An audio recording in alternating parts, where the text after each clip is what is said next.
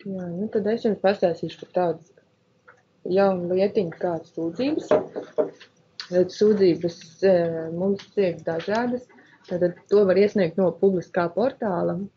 Var iesniegt gan kā anonīms lietotājs, gan kā reģistrēts lietotājs. Un var sūdzību pieteikt gan būvniecības lietai piesaistītu, gan bez būvniecības lietas.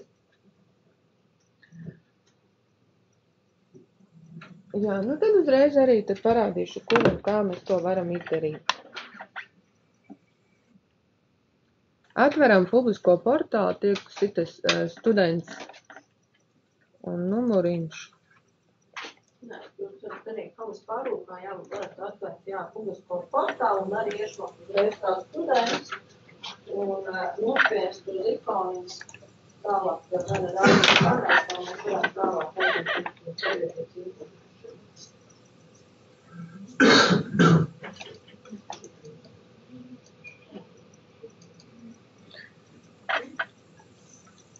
Elī, kur tev ir students 20?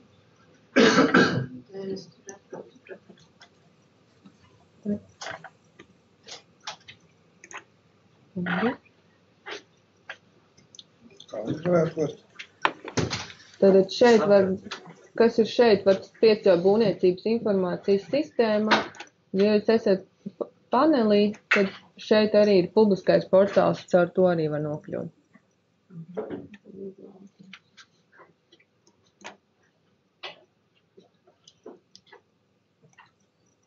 Tālāk šeit e-pakalpojumi un sabiedrības informēšana par būvniecības procesiem, tekstuālā informācija.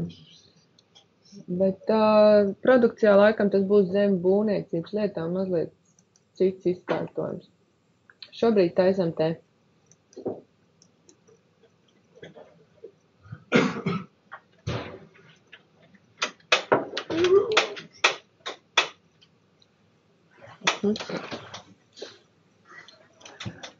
Tad mēs sākumā mēģināsim iesniegt sūdzību ar būvniecības lietu, to, kurā jūs jau darbojāties. Tad šeit, kur ir plānotie būvdarbi sarakstā, kreisajā pusē ir atlasīšanas kritērija, un te mums jāieraksta būs savu būvniecības lietas numurs.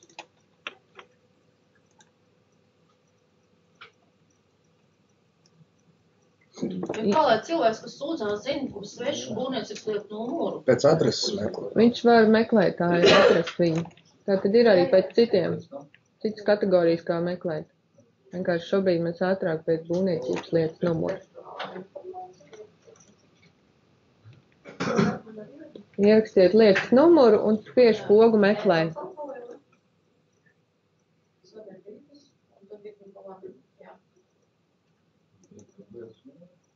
Jā, lietas numurā jau tā. Tagad, jā, mēs tā kā patālosim uz liktos kaimiņus, kad zinu, kaimiņos kaut kas notiek, mēs konkrētu būvniecības lietu esam atraduši, un mēs uz konkrētu lietu pasūdzēsimies. Un pēc tam varēsiet izmēģināt arī bez lietas. Jā. Vajag uz to opciju. Man tik daudz ko teikt. Uzspiežat uz tā ierakstu, jā, atlasiet to savu būvniecības lietu un uzspiežat uz ierakstu virsmu. Ka pašam vajadzēs atbildēt. Uz citu nodaļu, jā. Bet jums atklāja loks ir vairāk divi iekšana, augšā, pārūs. Nav jums, jā? Pārējie ir tik tālu, ja vēl kādam palīdzēt, vai? Jā. Uzrakstīt sūdzību, jau nevajag palīdzību. Atbildēt. Arī to būs.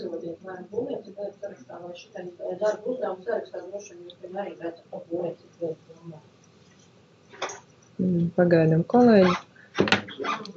Jā. Tie, kas ir atraduši, tad var spiest uz tā ierakstu virsmu un sākt veidot sūdzību, jo tas uz pociņa.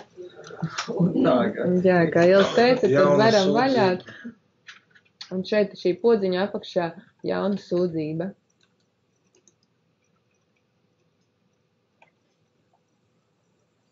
Un tad soli pa solim mums jāizpilda. Kā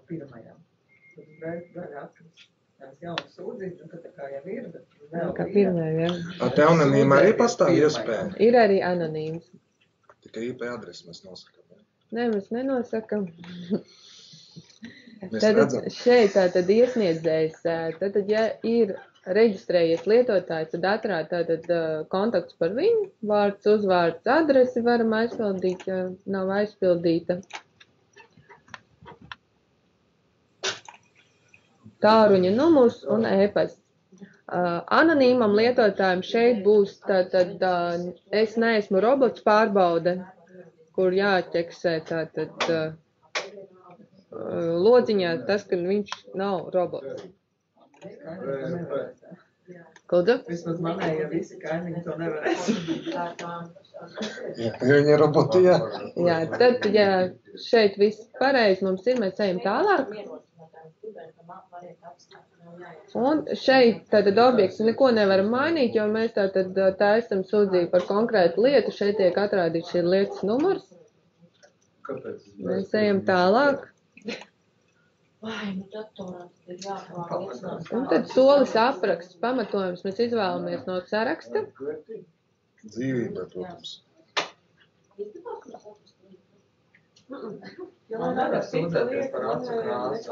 Nē, dzīvībai. Mēs varam, un tad aprakstā brīvā tekstā var ierakstīt, par ko tad tiek šī sūdzība iesniegta, sūdzības būtība.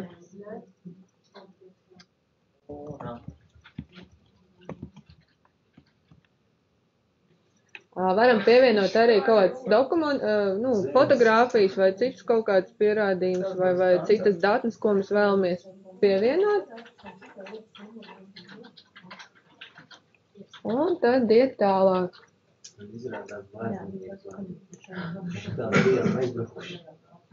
Šeit atbildīgā organizācija mums tiek noteikti mācību būvvalde, jo automātiski pēc būvniecības lietas.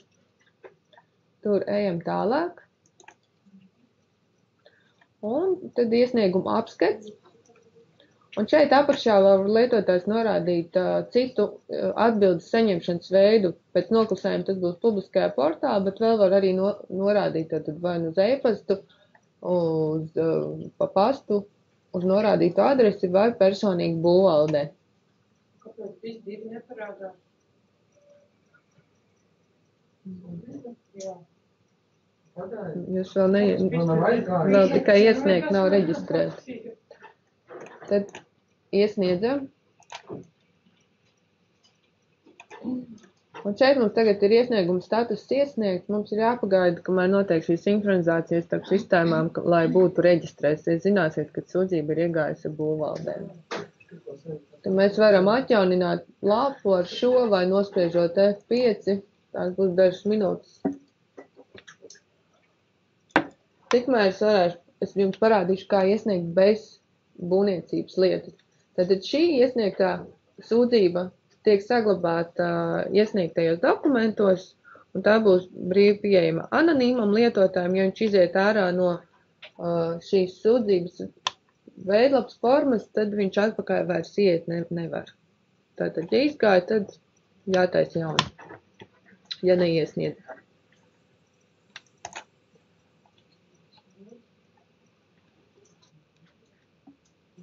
Nav, tad es iesniedzu tātad bez būvniecības lietas. Tad atpakaļ arī uz būvniecības informācijas sistēmu nospiežam e-pakalpojumu, sabiedrības informēšanu par būvniecības procesiem, tekstuālā informācija. Vēlreiz ejam uz būvniecības lietu sarakstu. Un šeit mums labajā pusē poga jauna sūdzība bez būvniecības lietas.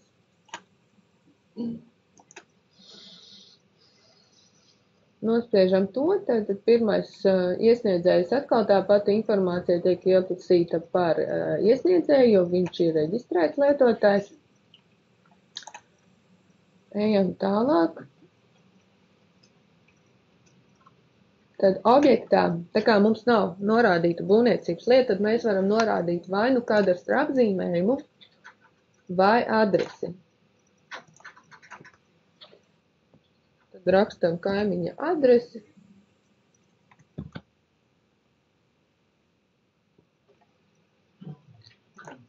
Jelgava. Ejam tālāk. Atkal pamatojumu izvēlamies. un apraksta brīvā tekstā.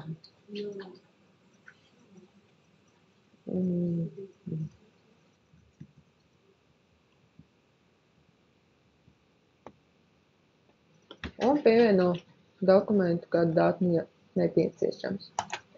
Ejam tālāk. Šeit atbildīga organizācija, tātad pēc adreses sistēma atlasa, kad atbildīga organizācija ir Jelgavas pilsētas būvvalde. Tā kā mēs darbojamies mācību būvvaldē, tad norādīšu citu iestādi. Tad atzīmējot šeit cita iestāde, šis paliek aktīvs, un mēs varam nomainīt citu organizāciju.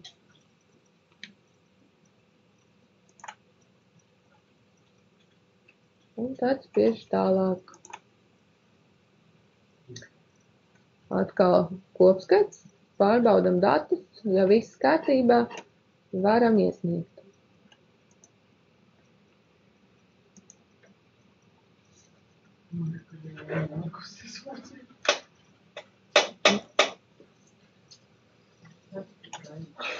Kā jums tur iesniegt? Tas ir tās iepriekšējās sūdzības, kuri netāķi bez lietas.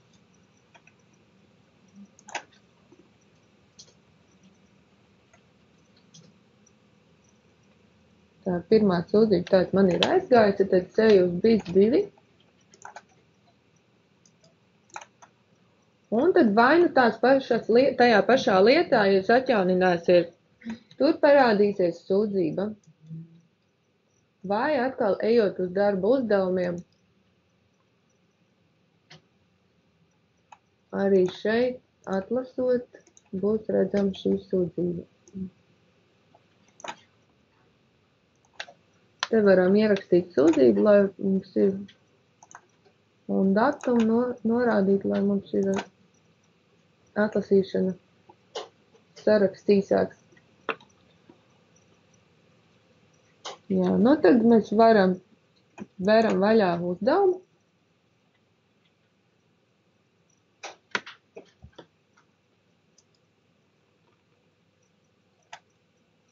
Kā jau viss uzdevums, mēs spiežam pogu tātad sākt.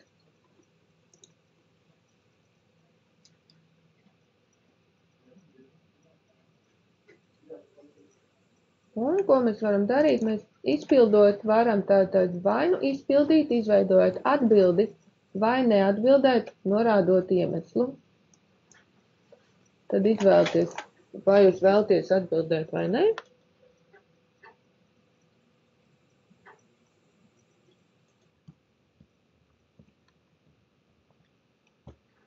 Un saglabājam. Ja ir sūdzība pārsūtām, respektīvi nav šīs iestādes kompetence. Jā, arī to es parādīšu. Tad atvēršu savu otro sūdzību, kas ir bez lietas.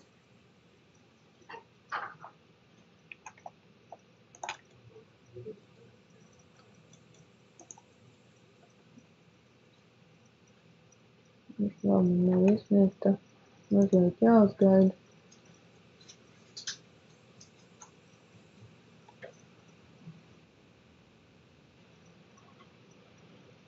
Bet vai tik tālu ir skaidrs, kā ir tīri iesniegšana, sūdzības izveidošana? Vai ir kādi jautājumi?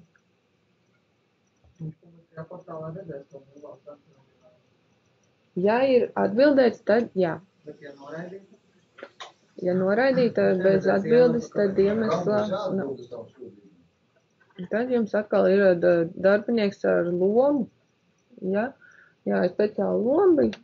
Sūdzībā vienkārši būvvaldes darbinieks apstrādās sūdzību.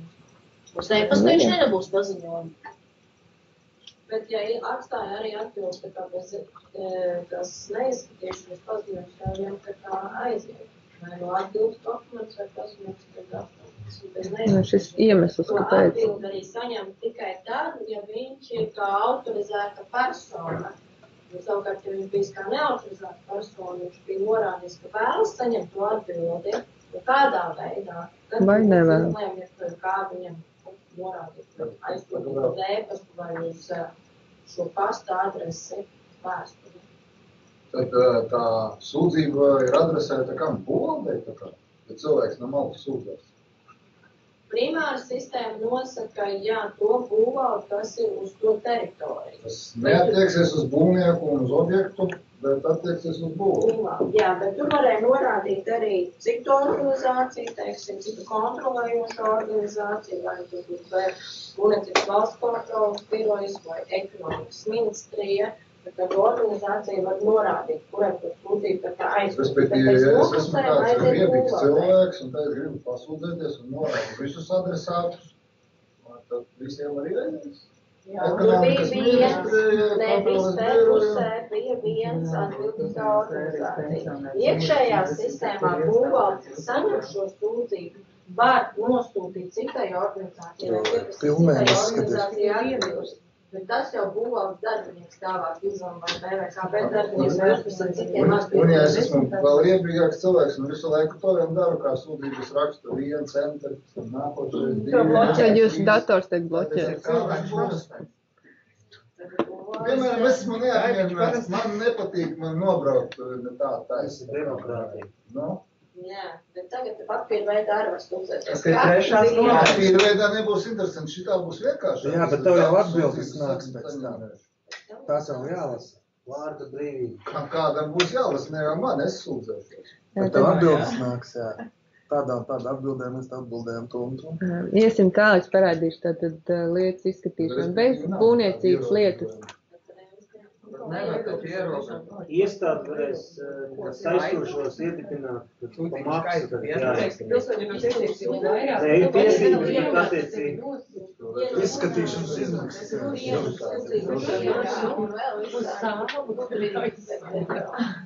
Es domāju, savas iestādē, lai saņemtu sūdzības. Kāpēc jūs nenosasinājāt man purvu? Zin kā, ja vairāk par 10 sūdzībām dienā, tad sūtu sociālo dienestu. Nē, tas pats tā ir klients. Viņi visi ir labi. Tu tev vispār cieņi. Jā, nu tad šī ir man darba uzdevums sūdzīt bez būvniecības lietas. Un šeit mums ir poga pārvietot dokumentu, veidot jaunu lietu vai nodot citai organizācijai. Tā kā mums nav lietas, mēs varam pārbaudīt, mums jāpārbauda, vai tad mēs varam piesaistīt kādai lietai viņu vai ne, un šeit mums arī ir šis jaunais saistītās būvis, tātad, ja būtu pēc šīs adreses jau kāda lieta izveidota, reģistrēta, tad tās tik te atrādīts. Mēs varētu jau automātiski viņu pielasīt, pievienot. Bet, ja sūdzība būs vienai iestādei, tad es varu deleģēt kādam citam atbildēt. Darbu. Jā. Nē, ok. Es tikai vienu jautājumu tagad saistību par šo. Būvvalde izdeva būvatļauju un saņem sūdzību par šo būvniecības vietu, kur tagad kontrolē birojas, un šīs te darba uzdevums varēs veidot birojas. Jā, bet tāpēc jau ir nodot citai organizācijai. Nē. Viss kārtībā, būvvalde izveidojas būvniecības lietu. Bet darbinieku dod. Bet kontroli veids birojas. Sūdzība jāizskata mums, un darba uzdevums būs iespējams izveidot šīm vietām. Vai tikai būvvalde tur var veidot? Nē, var. Citām darbībām pieprasīt atbildi citai organizācijai. Jā, tagad reģistrē arī mācību būvvaldē, tad var arī no citām organizācijām. Tas, kas mums tagad ir... Vai nu uzreiz nodot šo sūdzību citai organizācijai. Un šobrīd arī jau ar būvniecības lietām mēs tā varam uzdevums veidot sistēmu. Nē, tas tikai sūdzībām. Sūdzībām būs tāda opcija, superiori. Tā nav. Nu, ja arī vajadzēs, pieņemsim tā lieta, tomēr komplicētā nāk sūdzība par būvprojektu saskaņojumu, tad mēs pārsitam uz būvvaldi tās pašas lietas iekļūt.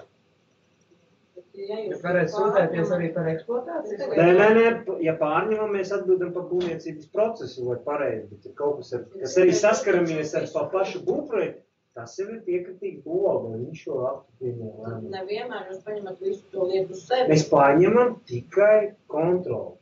Mēs atbildam par to, ka pieņemšanu. Ja viņi sūdzās, teiksim, jau eksploatācijā esošu būvi, par, teiksim, kaut kādiem defektiem, kas radušies. Tas ir cits, tas ir jau eksploatācijas lietai iespējams to vajadzēs piesaistīt. Jo pēc tam, ja viņš pāriet Ļaujiet man parādīt tad opcijas, kādas ir, un tad, ja vēl kādi jautājumi būs pēc tam. Jautājumi būs. Šeit tad nodot citai organizācijai loks, mēs šeit varam atrast tad organizācijas, kuru mēs nododam šo sūdzību, ja saprotam, ka tas nav mūsu būvvaldei. Un tad norādam arī pamatojumu un apstiprinam. Kā arī mums ir, kā jūs minējāt, par eksploatācijas lietu, šeit mēs varam tātad vai nu veidot jaunu lietu, būvniecības lietu, vai arī veidot jaunu eksploatācijas lietu. Mēs arī varam jau piesaistīt eksploatācijas lietu. Tad, kad būvniecības lieta pāriet uz eksploatācijas lietu, viņai mainās numurs? Pagaidām nē, bet plānojās, ka tie burti nomainās kaut kas, jā. Eksploatācijas lietai vispār būs savādāks, tas numurs nekā būvniecības lietai. Tie pirmie burti būs savādāk. Tur jau tikai viena izvēle - veidot jaunu eksploatācijas lietu. Kaut kādu veidot jaunu lietu, Pievienot esošām ir vēl. Un tad tā viņu sauc. Pārvietot dokumentu var pārlikt uz esošām. Nu tad labi, jā. Tur izvēle Tagad šeit ir arī tāds, ja ir jau eksploatāciju. saistītās būvas, tiks atrādīts, ja ir. Jā, tas ir tas jaunais bloks īstenībā, ko es vēl sākumā pieminēju, ka te varētu tas saistītās būvniecības lietas, kas ar to objektu varētu būt. Sūdzībās tas ir vienais dokuments, kur tā ir iestrādāts, kas varētu viņai, teiksim, pašās iecerēs papildināt.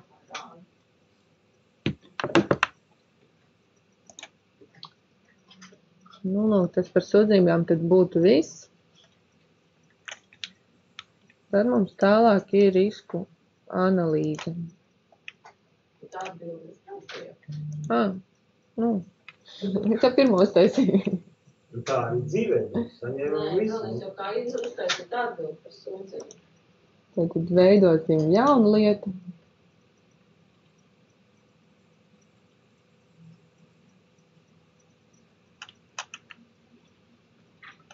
Uzsākam darbu uzdevumu.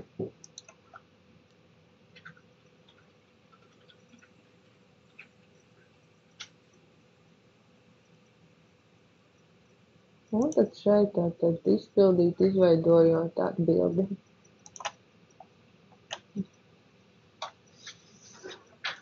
Šeit ierakstam tekstu.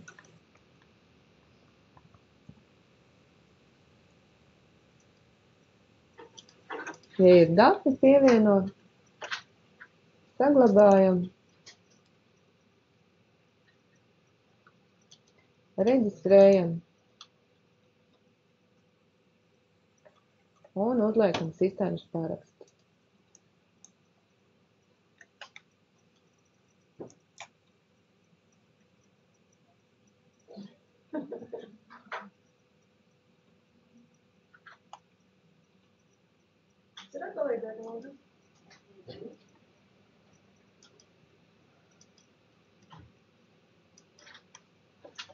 Kur tā izsūtīšanas opcija ir? Sistēmas paraksts nav, viņš automātiski tiek aizsūtīts. Tas ir e-parakstam, ka vajag izsniegt, bet ar sistēmas parakstu vairs nevar.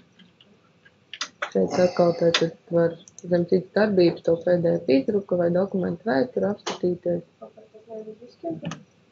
Bet tā izsniegšana šeit nozīmē to, ka Tad mēs uzlikām šos reģistrējumu, uzlikām sistēmas parakstu, tad tas jau tātad atbildi aizgāja portāla pusē.